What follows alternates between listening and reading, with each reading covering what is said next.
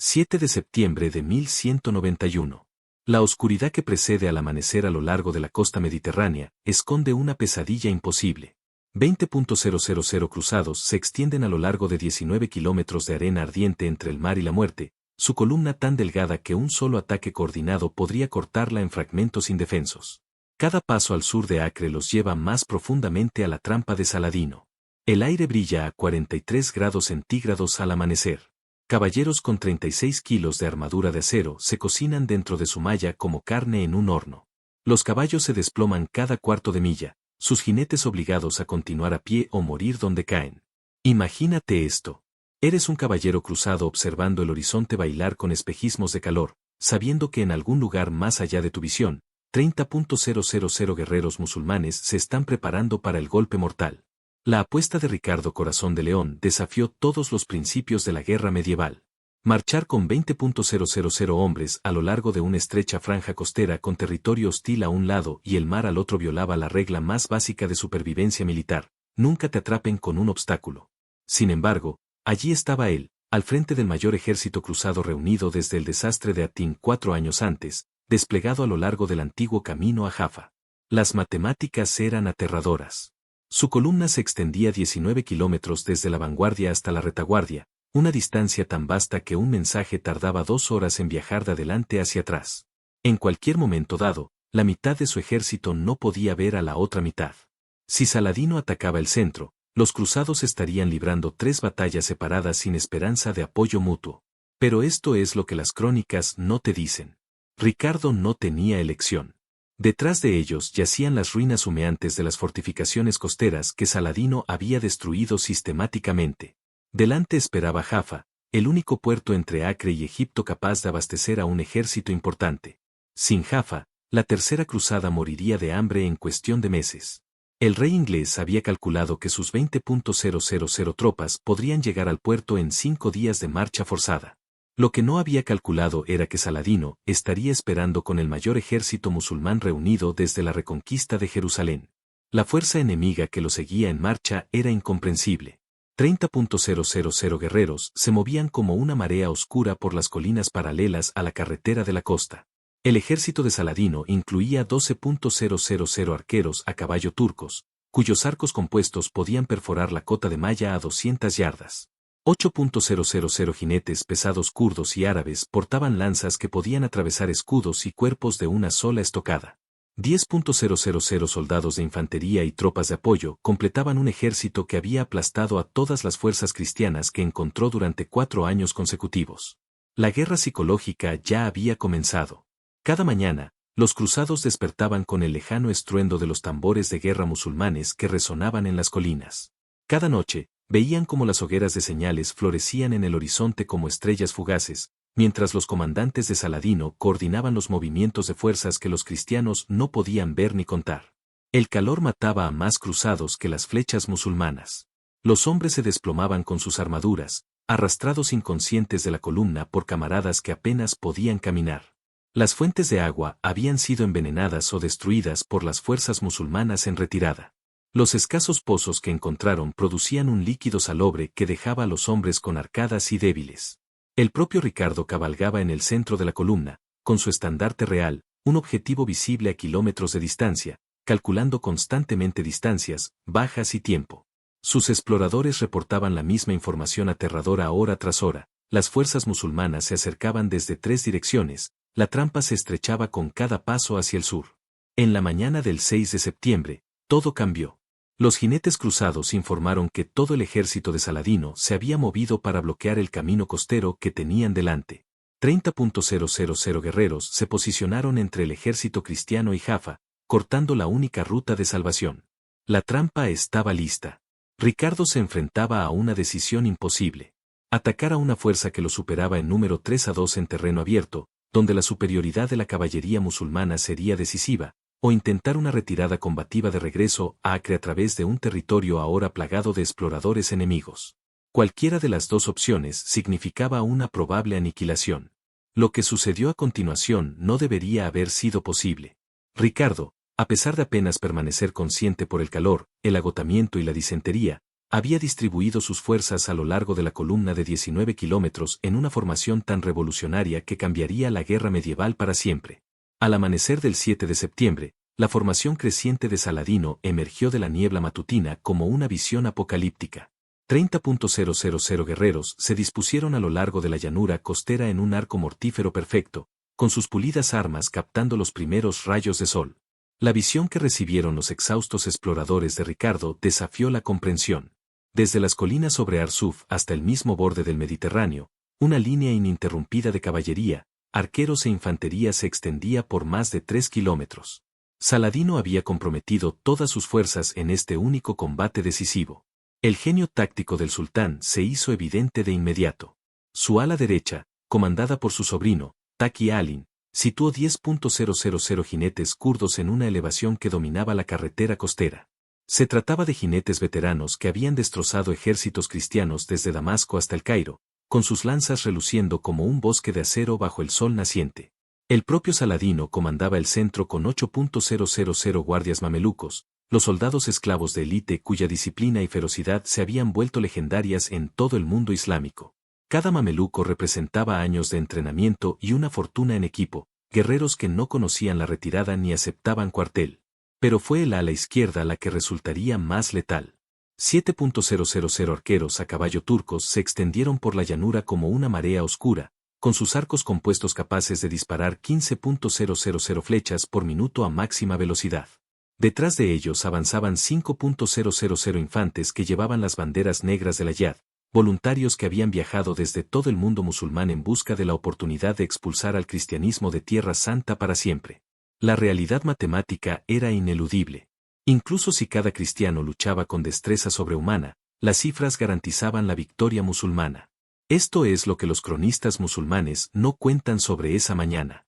Saladino había pasado la noche anterior en oración, no por devoción religiosa, sino por genuina incertidumbre sobre el resultado.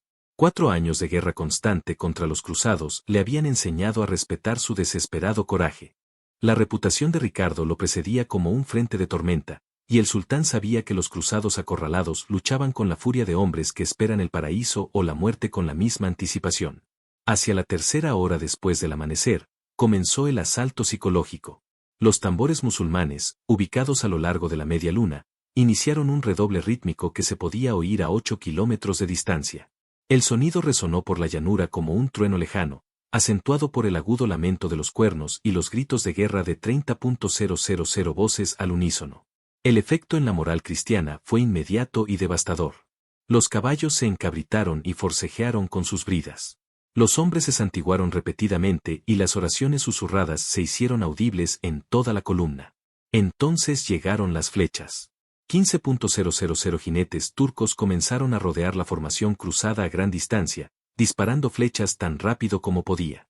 Las matemáticas de esta descarga sostenida eran aterradoras. A máxima intensidad, los arqueros musulmanes podían mantener una cadencia de 30.000 flechas por minuto, una lluvia de acero que oscurecía el cielo matutino. De los escudos cruzados brotaban astas de flecha como púas de puercoespín. Los caballos relincharon y cayeron, sus jinetes aplastados bajo cuerpos blindados o dejando un pie en el caos creciente. Lo que sucedió a continuación llevó al ejército cristiano al límite. Saladino ordenó a su caballería que comenzara a sondear los ataques, probando la formación cruzada en busca de debilidades. 500 jinetes kurdos cargaban directamente contra una sección de la línea, se alejaban en el último momento y atacaban desde un ángulo diferente. La presión psicológica era insoportable.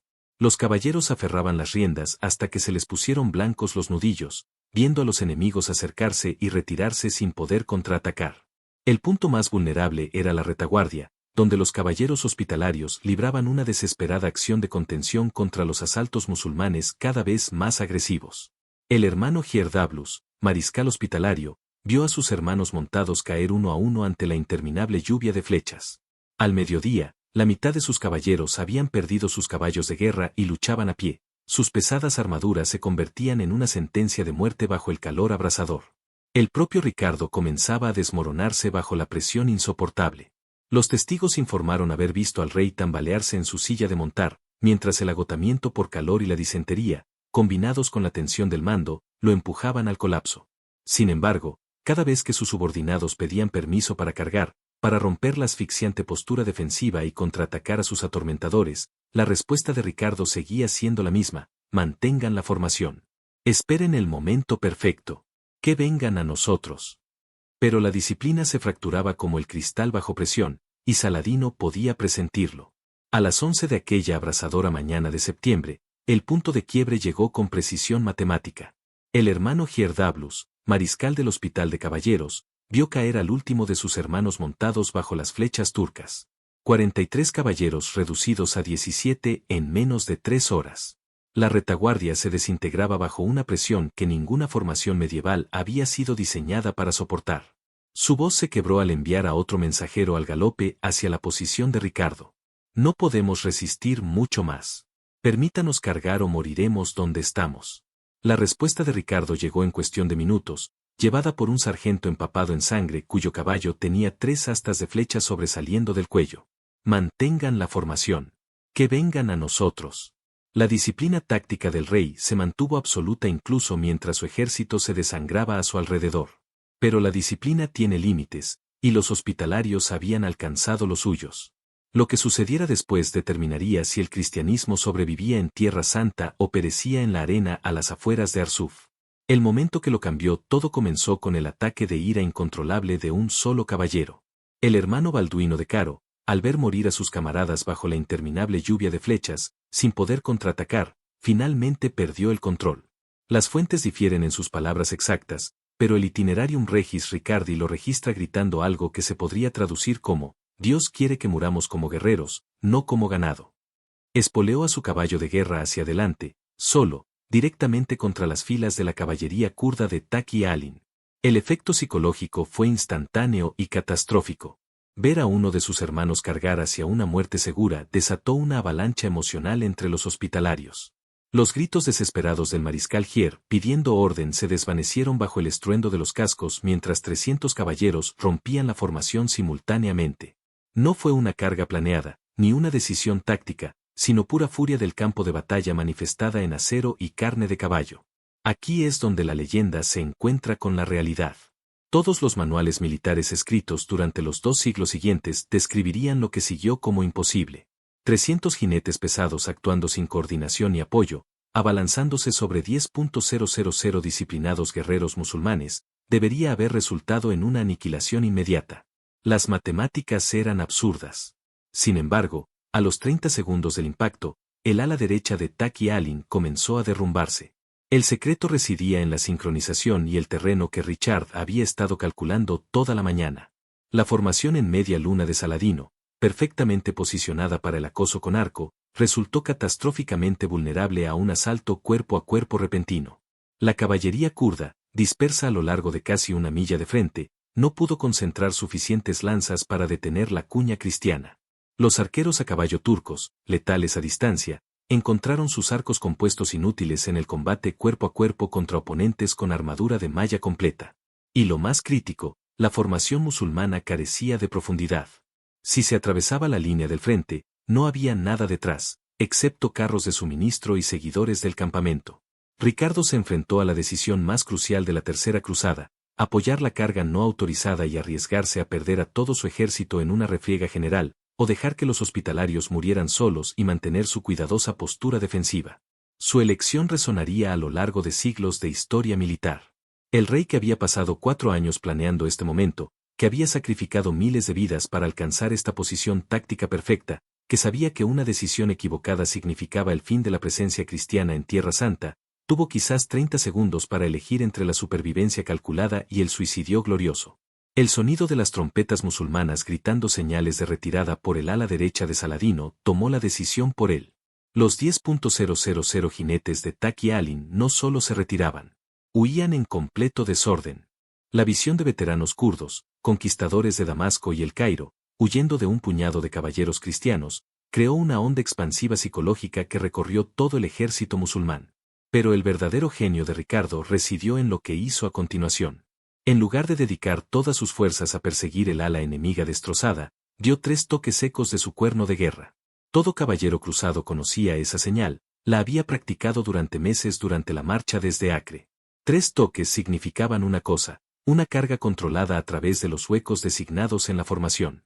Lo que siguió sería recordado como 17 minutos de guerra medieval tan perfecta que parecía divinamente inspirada. La primera formación en cuña golpeó el centro de Saladino como un rayo caído del cielo. 3.000 caballeros en perfecto orden, con sus lanzas formando un muro de hierro de 20 caballos de ancho, se estrellaron contra la élite mameluca a todo galope. El impacto se oyó a 5 kilómetros de distancia. Los caballos relincharon, el acero chirrió contra el acero, y 8.000 de los mejores guerreros del Islam descubrieron que 4 años de victoria ininterrumpida no significaban nada contra este nuevo tipo de guerra. En 60 segundos, el impenetrable centro de Saladino había sido perforado como un pergamino. El propio Ricardo encabezaba la cuña central, con su estandarte real ondeando tras él, mientras abría un sangriento camino entre las filas mamelucas. La espada del corazón de león subía y bajaba con precisión mecánica, cada golpe calculado para matar o mutilar. Sus caballeros de la casa lo seguían en formación de flechas, sus lanzas encontrando huecos en las armaduras musulmanas con una precisión devastadora. Tras ellos cabalgaba la flor innata de la nobleza francesa, 300 caballeros que habían jurado recuperar Jerusalén o morir en el intento. Sus gritos de guerra resonaban por todo el campo de batalla. Deus vult. Dios lo quiera. Pero la verdadera devastación provino de una innovación táctica con la que Saladino nunca se había topado. La cuña templaria, compuesta por 200 caballeros, golpeó el ala izquierda musulmana justo cuando los arqueros a caballo turcos se reposicionaban para evitar la carga central. Atrapados entre formaciones, incapaces de usar sus arcos con eficacia, los turcos se encontraron librando una batalla cuerpo a cuerpo para la que nunca habían estado entrenados. Las espadas europeas diseñadas para aplastar la malla y el hueso, acabaron rápidamente con las armaduras más ligeras que preferían los arqueros a caballo. Las matemáticas de la destrucción eran asombrosas. En los primeros 5 minutos de contacto, 1.500 guerreros musulmanes yacían muertos o moribundos. El ritmo de bajas fue catastrófico para las fuerzas de Saladino. Cada caballero caído era reemplazado inmediatamente por el hombre que lo seguía, manteniendo el impulso de la cuña. Cada musulmán caído creaba una brecha que permitía a las lanzas cristianas penetrar más profundamente en la formación.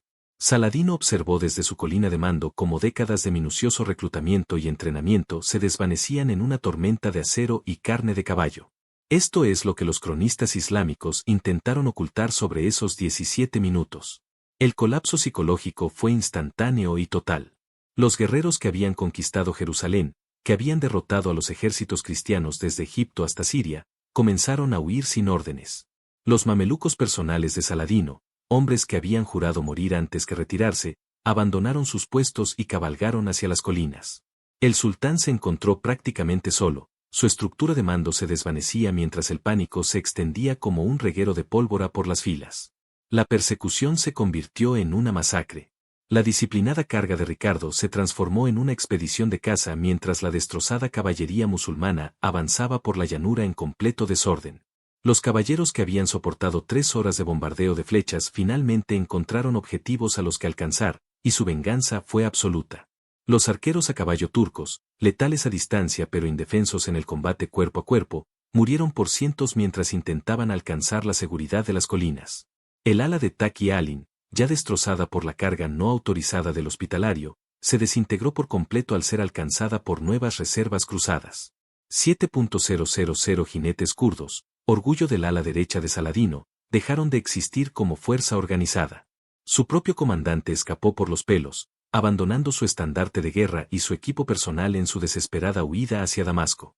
El momento más impactante se produjo cuando Ricardo, con la sangre a raudales por una docena de heridas leves, avistó el estandarte personal de Saladino a menos de 200 yardas de distancia.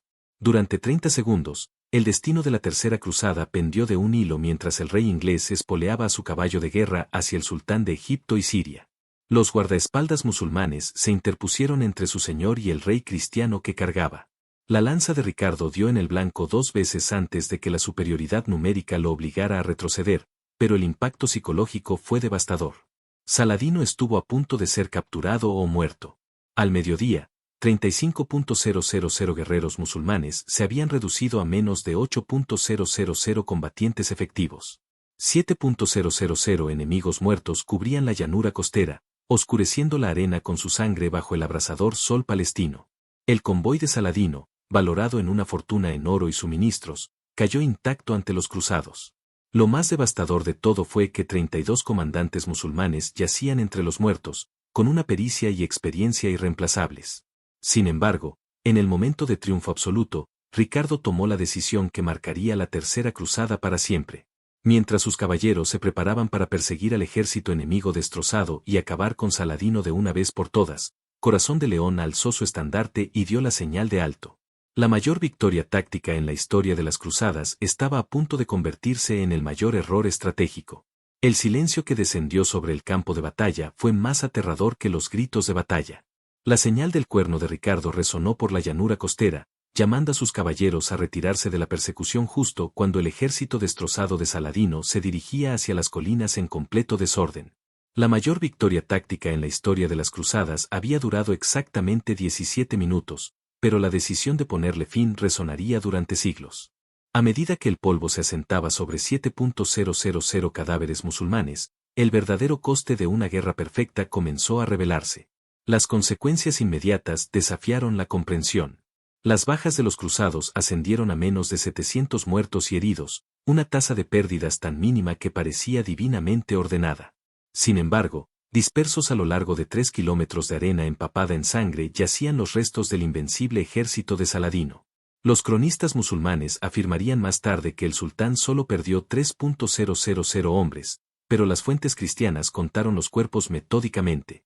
7.000 guerreros que se habían despertado esa mañana esperando una victoria fácil sobre los exhaustos cruzados ahora alimentaban a los buitres que volaban en círculos.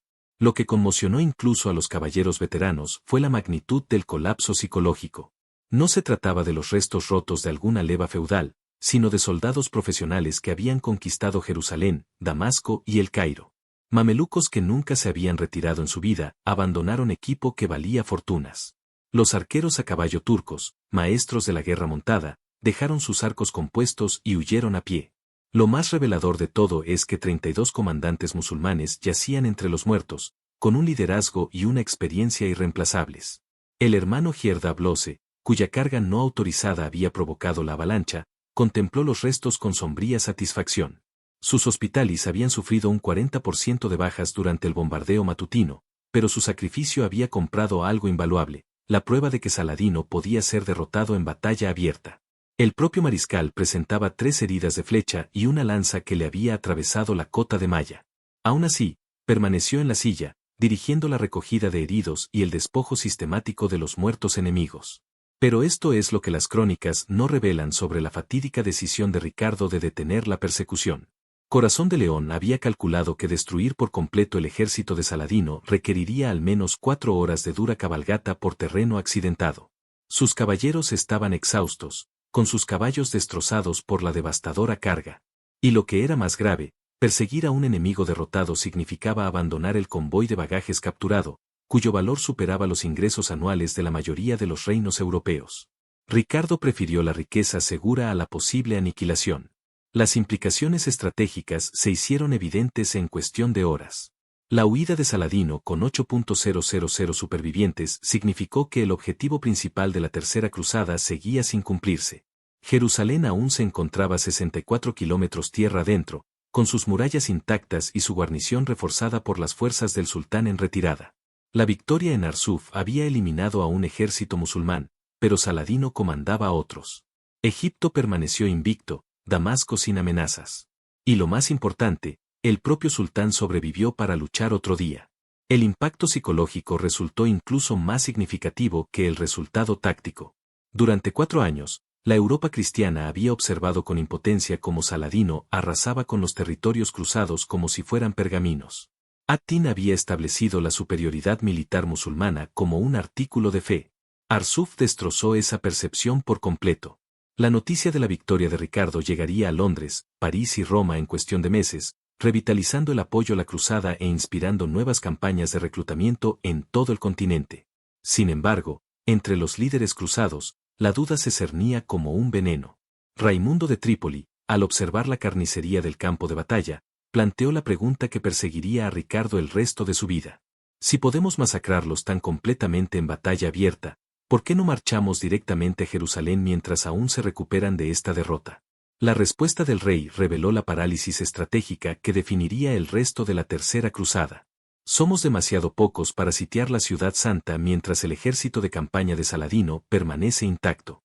La cruel matemática era ineludible. Ricardo podía ganar todas las batallas, pero no podía ganar la guerra. Saladino aprendería de Arsuf, evitando las batallas campales mientras desangraba a los cruzados mediante el desgaste y el acoso. El sultán había perdido un ejército, pero conservaba su reino. Corazón de León había logrado lo imposible, pero no había ganado nada más allá de un solo día de gloria. Al caer la tarde sobre la llanura costera, el humo del equipo enemigo en llamas impregnaba el aire con el acre olor de una victoria que se había vuelto pírrica. El rey, que había aplastado a 30.000 guerreros en 17 minutos, descubrió que algunos triunfos encierran la semilla de la derrota definitiva. Las repercusiones de esos 17 minutos determinarían el destino de la cristiandad en Oriente durante los siguientes 7 siglos. A los pocos días de la victoria, el ejército de Ricardo capturó Jaffa sin resistencia, estableciendo la crucial base de suministro por la que lo había arriesgado todo. Pero Saladino, ensangrentado y humillado, había aprendido la lección que finalmente salvaría su imperio. Nunca más volvería a presentar batalla campal a las fuerzas cruzadas concentradas. El sultán que había cimentado su reputación en la audacia militar se transformó de la noche a la mañana en un maestro de la guerra defensiva y la paciencia estratégica. La revolución táctica desatada en Arsuf se extendió por la Europa medieval como un reguero de pólvora. Las formaciones en cuña coordinadas de Ricardo, que combinaban infantería disciplinada con cargas de caballería sincronizadas con precisión, se convirtieron en el modelo para toda gran potencia militar. Los cuadros de pica suizos que dominarían los campos de batalla europeos durante los 3 siglos siguientes tenían su origen en las formaciones que destrozaron al ejército de Saladino. Militares de París a Viena aún estudian la precisión de la sincronización de Corazón de León, la forma en que transformó una acción defensiva desesperada en una victoria ofensiva aplastante mediante pura fuerza de voluntad y genio táctico. Sin embargo, las consecuencias estratégicas resultaron devastadoras para las ambiciones cristianas. La supervivencia de Saladino en Arsuf le permitió implementar la campaña de tierra arrasada que estrangularía la Tercera Cruzada. En lugar de buscar batallas decisivas que sabía que perdería, el sultán desangró a los cruzados mediante el acoso constante, la interdicción de suministros y la guerra psicológica. El arma táctica perfecta de Ricardo resultó inútil contra un enemigo que se negaba a luchar. El rey que podía destruir a 30.000 guerreros en minutos se encontró indefenso ante miles de asaltantes individuales que atacaron al amanecer y desaparecieron en el desierto. El impacto psicológico fue un arma de doble filo. Arsuf entró en la mitología cristiana como prueba de que la fe y la disciplina podían superar adversidades imposibles, inspirando campañas de reclutamiento que atrajeron a decenas de miles de voluntarios a las cruzadas posteriores. Sin embargo, también enseñó a los comandantes musulmanes que la caballería pesada occidental, correctamente desplegada, era casi imparable en combate abierto. Esta lección moldeó la doctrina militar islámica durante generaciones, enfatizando la movilidad, las posiciones defensivas y la evitación del tipo de asalto concentrado que había resultado tan catastrófico. He aquí la cruel ironía que atormenta a los historiadores militares. La clemencia de Ricardo en Arsuf, su decisión de preservar su ejército en lugar de buscar la victoria total, tenía sentido estratégico, pero garantizaba el fracaso final. El rey, que comprendía las tácticas del campo de batalla con precisión científica, demostró ser incapaz de pensar estratégicamente más allá del enfrentamiento inmediato. Al salvar la vida de Saladino, condenó a Jerusalén a permanecer en manos musulmanas durante otros 700 años. Cuando los otomanos finalmente cayeron en 1917, los oficiales británicos que entraron en la ciudad santa portaron mapas extraídos de los informes de reconocimiento de Ricardo. El coste humano solo se hizo evidente en retrospectiva. Esas 700 bajas cruzadas representaban una pericia militar irreemplazable, irrecuperable. Cada caballero caído había requerido años de entrenamiento y equipo de un valor superior al de la mayoría de las aldeas. La victoria en 17 minutos consumió recursos que los estados cruzados no podían permitirse, por espectacular que fuera el tipo de cambio. En cambio, los 7.000 muertos de Saladino podían ser reemplazados en cuestión de meses desde las vastas zonas de reclutamiento de Egipto, Siria y Mesopotamia. La guerra moderna lleva la huella invisible de Arsuf de maneras que la mayoría de los generales nunca reconocen. El principio de que la disciplina y la sincronización pueden superar la superioridad numérica resuena en todas las academias militares, desde West Point hasta Sandhurst. Las tácticas coordinadas de armas combinadas de Ricardo, que integraban cuadros de infantería con cargas de caballería, establecieron patrones que dominarían la guerra europea hasta la invención de la pólvora. La lección psicológica resultó igualmente perdurable. Las probabilidades imposibles no significan nada si puedes obligar al enemigo a luchar en tus términos en el momento que elijas. 7 de septiembre de 1191. La oscuridad del amanecer que había ocultado a 20.000 cruzados desesperados dio paso a un mediodía abrasador que reveló la muerte de 7.000 musulmanes. Sin embargo, el rey que logró lo imposible, que aplastó a los mejores guerreros de Saladino en 17 minutos de guerra perfecta, descubrió que algunas victorias son demasiado completas para ser estratégicas. Al demostrar que la disciplina podía triunfar sobre la desesperación, Ricardo Corazón de León escribió la mayor obra maestra táctica de la historia de las cruzadas y se aseguró de que Jerusalén nunca fuera suya.